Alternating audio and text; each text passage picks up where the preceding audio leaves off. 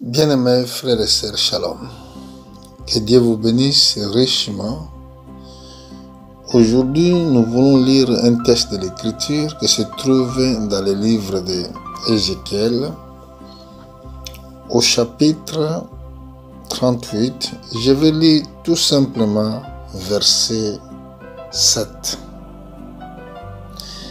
La Bible parle ici: prépare-toi, tiens-toi prêt, toi et toute ta multitude assemblée autour de toi, sois leur chef.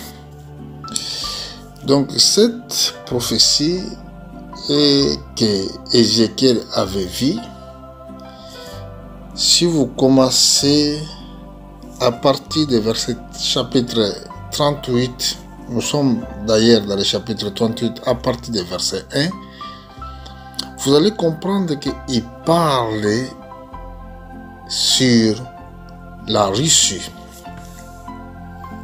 Parce que la Russie, c'est un pays qui se trouve au nord d'Israël, au nord de l'Europe.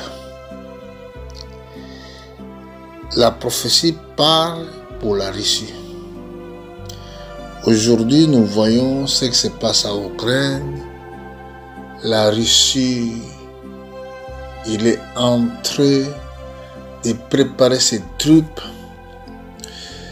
pour attaquer l'Ukraine. Si vous ne connaissez pas les Écritures et vous ne comprenez pas la prophétie, vous allez comprendre, vous allez penser qu'il n'y a rien qui va se passer. Mais moi, je vous dis qu'il y a quelque chose qui va se passer. Parce que nous sommes dans le temps de la fin et que toutes les Écritures, il doit être accompli. Et c'est pour cela, je vous dis qu'il y a quelque chose qui va se passer. Premièrement, l'Ukraine, Kiev, capitale de l'Ukraine, était ancienne capitale de l'Union soviétique. Donc, ils sont des Russes. Poutine, il est cet dirigeant-là que la Bible avait prophétisé. Il ne laissera pas et que l'Ukraine entre dans l'OTAN. Il ne va pas laisser. C'est pour cela, à cause de tous ces problèmes-là, la Russie, il se prépare. Il a commencé à se préparer depuis longue date. Mais c'est que les Occidentaux et les Américains, ils n'ont rien compris. Mais nous, comme nous sommes des chrétiens, nous sommes des croyants, nous ne regardons pas ce qui se passe dans les médias, mais nous mettons notre regard dans ce que la prophétie dit. Et nous le savons aussi où va se terminer cette bataille qui va commencer. Mais premièrement, avant que cette bataille commence, nous avons déjà vu comment l'Europe prépare pour marquer tous les hommes avec la marque de la bête, avec un plus qu'ils vont poser dans notre peau. Les mondialistes préparent cette politique de numériser les hommes avec marque de la bête. Mais pendant qu'ils sont là pour se préparer, pour mettre les hommes, tous les hommes sur la terre le plus, c'est là que aussi notre Seigneur Jésus-Christ prépare pour ramener son Église vers le ciel, où il y aura la fête de la noce. Tout ça, c'est prophétique. Et les chrétiens, je parle des vrais chrétiens, qui ont compris les temps, qui vivent dans les temps prophétiques, ils se préparent dans les prières, dans l'écoute de la parole de Dieu. Mais pendant que vous allez lire ces chapitres-là, il faut lire chapitre 38 et chapitre 39. Et après ces choses, la Bible dit, quand l'enlèvement y aura lieu, le monde passera par la guerre. Cette guerre, ça va durer 3 ans et demi. Selon la prophétie biblique.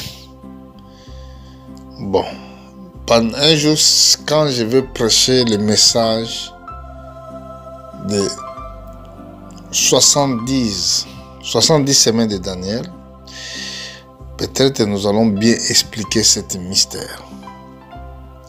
Et c'est pour cela, regardez encore ce que je vous dis toujours dans les livres de Joël. Comment la guerre va se passer? Si on regarde dans les Joël, au chapitre 2, vous allez voir que quand la guerre ça va commencer, ici, le prophète avait vu ce qui va se passer. Lisez de Joël chapitre 2, lisez tous les chapitres. Vous allez voir ce qui va se passer. Mais regardez aussi, pendant que nous sommes en train de vivre dans ce temps prophétique, regardez ce que la Bible dit au chapitre 3. Au chapitre 3, au verset 1, la Bible nous dit, « Car voici à ce jour et à ce temps-là, quand je ramènerai les captifs de Juda et de Jérusalem. » Là, nous devons s'oublier. Ici, c'est le retour des Juifs après la Deuxième Guerre mondiale. Pourquoi? Nous allons bien comprendre. Je rassemblerai toutes les nations et je les ferai descendre dans les vallées de Josaphat. Mon Josaphat, ça veut dire jugement. Là, j'entrerai en jugement avec elle au sujet de mon peuple Israël, mon héritage, qu'ils sont dispersés parmi les nations, au sujet de mon pays, qu'ils se sont partagés.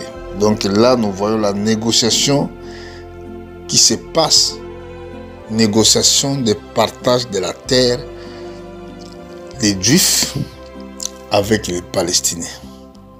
Mais qui coordonne ces négociations-là? C'est communauté internationale.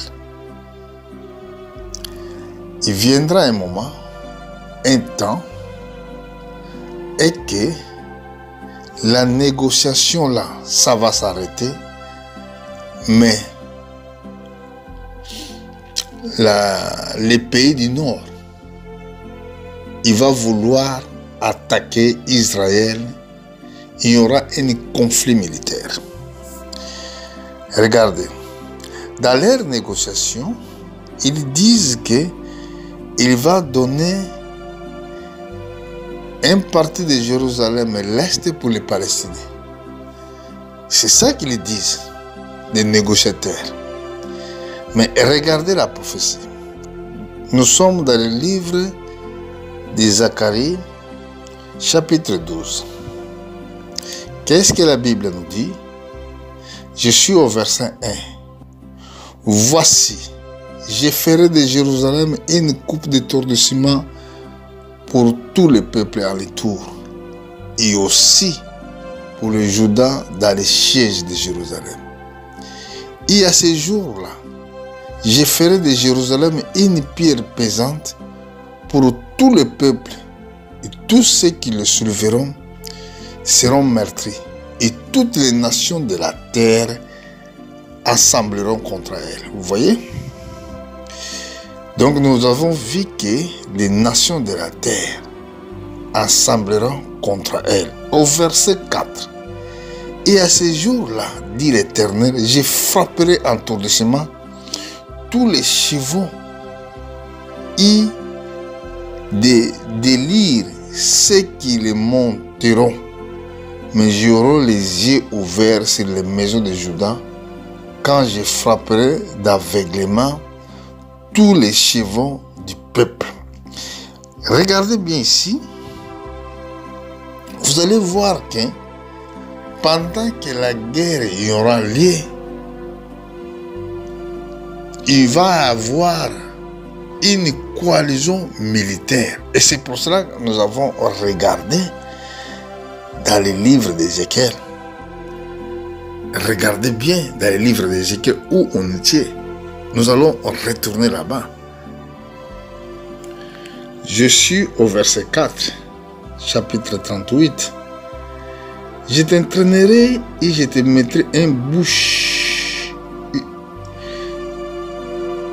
et tes mâchoires.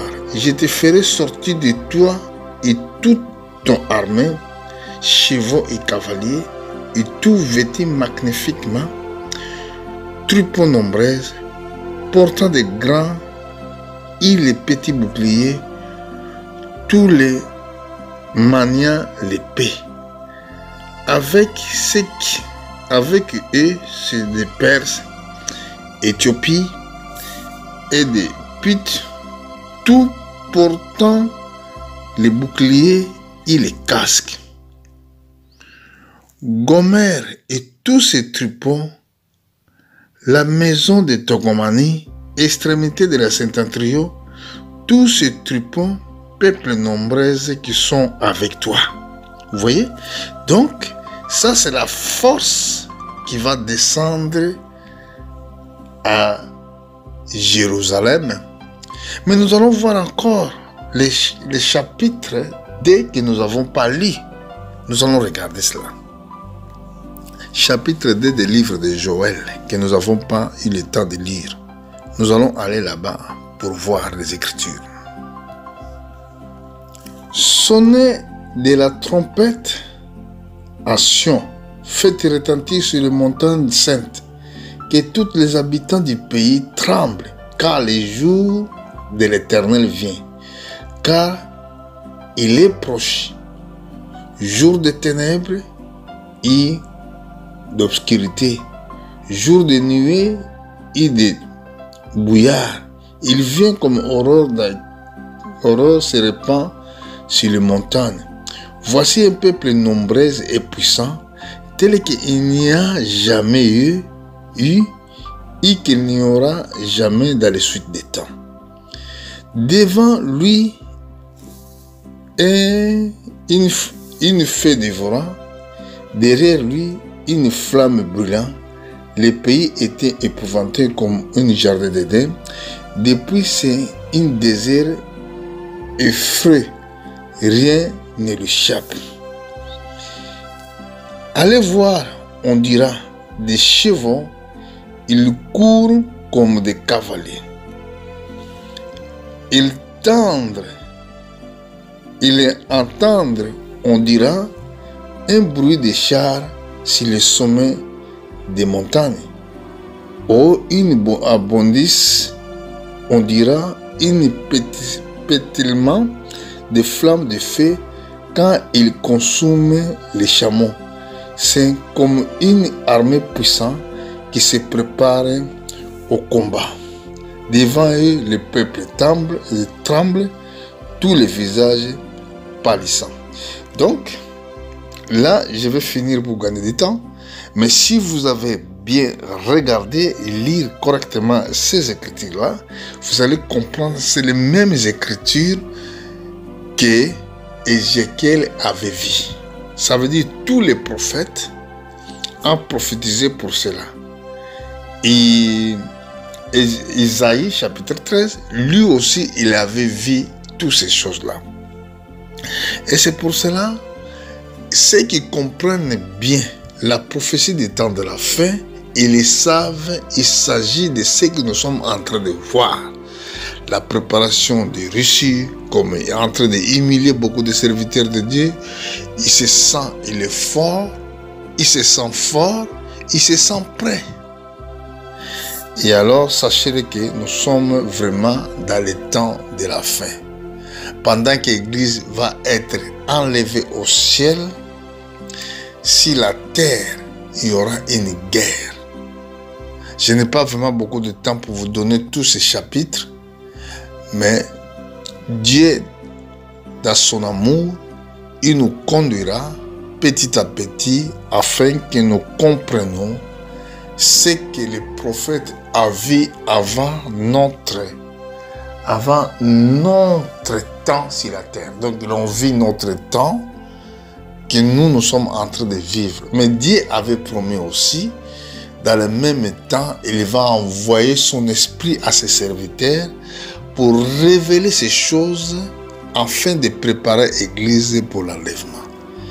Regardez, quand Jésus-Christ a monté au ciel, il avait choisi une montagne pour monter. Et chaque fois, il partait dans cette montagne. Ce n'était pas été hasard. Nous allons voir que dans le livre de Zacharie, quand la guerre ça va commencer, nous allons voir ça tout de suite dans le livre de Zacharie. Nous allons voir ça dans le livre de Zacharie au chapitre 14. Voici les jours de l'Éternel arrivent, donc le jour du Seigneur. Là, la prophétie s'adresse aux Israélites. Voici les jours de l'Éternel arrivent, et tes dépouilles seront partagées au milieu de toi. Je rassemblerai toutes les nations pour qu'ils attaquent Jérusalem. La ville sera prise, les maisons seront pillées et les femmes violées. La moitié de la ville iront en captivité, mais le reste du peuple ne sera pas exterminé dans la ville. L'Éternel paraîtra, il combattra ces nations comme il a combattu, comme il a combat au jour de la bataille. Ses pieds se poseront à ce jour-là sur les montagnes de l'Olivier. Vous voyez, montagne de Olivier qui est vis-à-vis de Jérusalem et du côté d'Orient. La montagne de Olivier se fendra par les milieux à Orient, à Occident. Il formera une très grande vallée. Une moitié de la montagne recueillera vers le septentrion. Vous voyez, et une moitié vers le midi. Et quand nous voyons la septentrion, nous voyons la Russie. Et quand on voit le midi, on voit la Chine. Donc voilà, c'est ça qu'on appellera à ce moment-là la troisième guerre mondiale. Mais Jésus, avant de monter au ciel, je crois dans le livre des Actes, chapitre 1, il a ramené ses apôtres. Nous allons aller voir ça. Nous sommes dans le livre des Actes.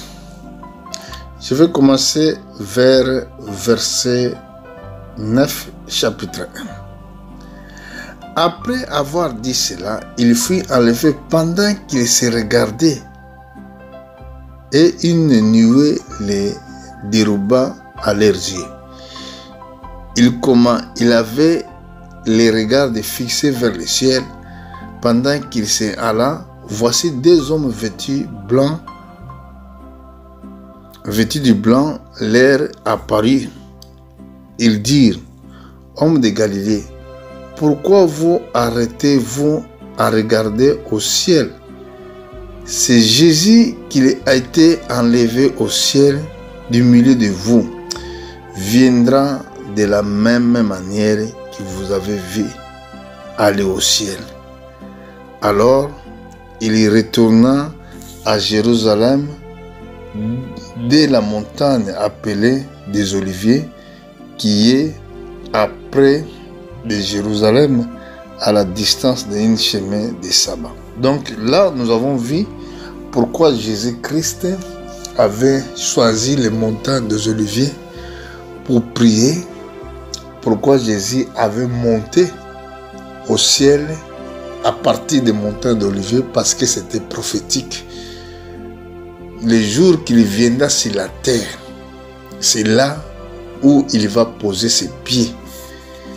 Donc, il sera un grand jour que la Bible appelle jour du Seigneur. Jour que Seigneur, il va neutraliser les royaumes terrestres. Les jours qu'on appelle, c'est ça qu'on appelle la Troisième Guerre mondiale. Là, l'Église, il était déjà enlevé avant le commencement de cette bataille.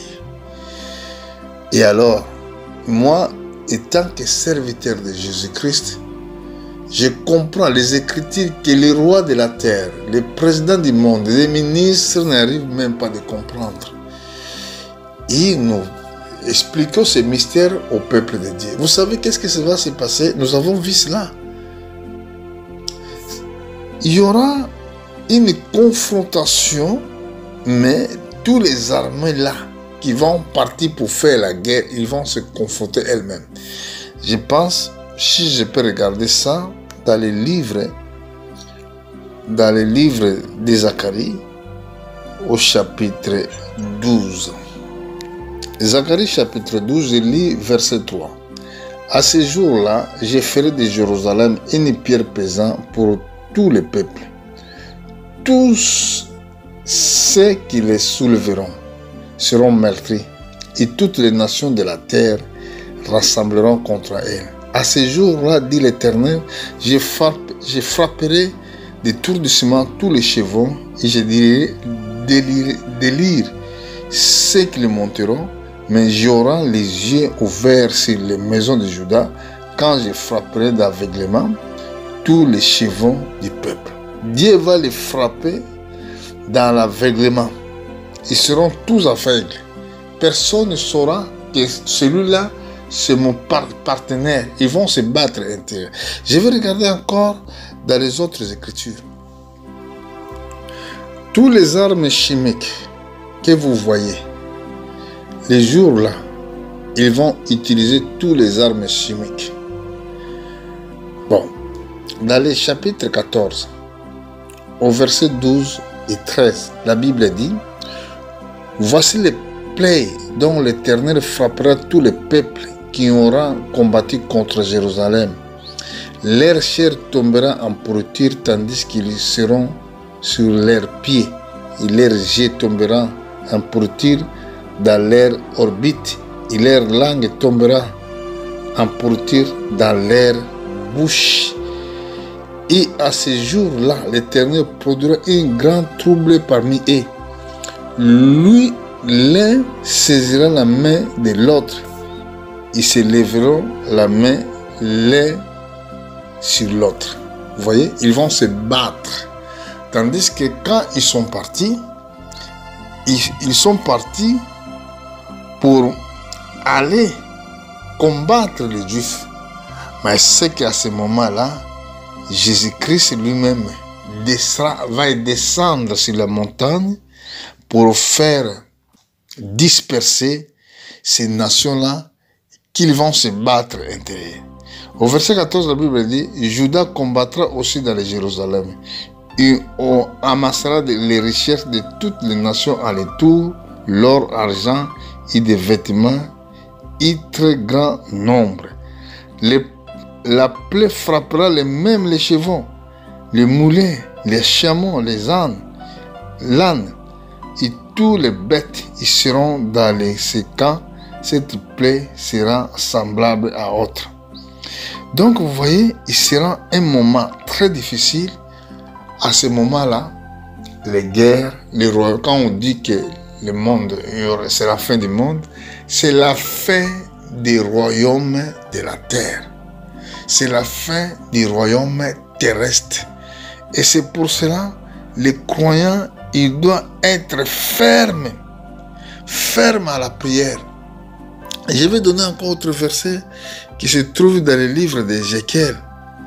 Ézéchiel chapitre 38 au verset 21. Au verset 21, nous allons voir, c'est la même chose que le prophète Ézéchiel avait vu aussi. C'est pour cela nous devons être prêts parce que le jour du Seigneur est proche. Je vais regarder au verset 21. La Bible dit: j'appellerai l'épée contre lui sur toutes mes montagnes, dit le Seigneur. Dit le Seigneur éternel. L'épée de chacun se tournera contre son frère. Donc, ils vont se battre entre eux. C'est ça qu'on appelle la Troisième Guerre mondiale. Ça va commencer ici en Europe. Juste en Vatican. Donc il y aura une bombe qui va tomber à Vatican. Ce n'est pas moi qui le dis, c'est les Écritures. Dans le livre de l'Apocalypse, au chapitre 18. Chapitre 18, commencez à lire à partir du verset 1. Chapitre 19, à partir du verset 11, si vous descendez jusqu'en bas, il nous dit, Seigneur Jésus-Christ, il sera dans le cheval blanc. Et toute l'armée céleste, il sera avec lui. Donc voilà le temps que nous sommes en train de vivre, frères et sœurs. C'est des temps très difficiles. Ce n'est pas seulement vous penser de tout ce que vous avez sur la terre. La Bible dit, priez tout le temps. Enfin, vous avez la force d'échapper et de rester debout devant les fils de l'homme. Moi, votre serviteur, humble serviteur, je viens encore une fois pour vous alerter pour votre propre préparation. Quand vous voyez ce qui se passe en Russie, ça veut dire que le temps est proche. Si vous voyez la terre qui est partagée à Jérusalem, donc ça nous montre que nous sommes vraiment, le temps est proche. Notre Seigneur vient bientôt. Pour que ça, c'est des signes prophétiques que la Bible, que le prophète avait prophétisé.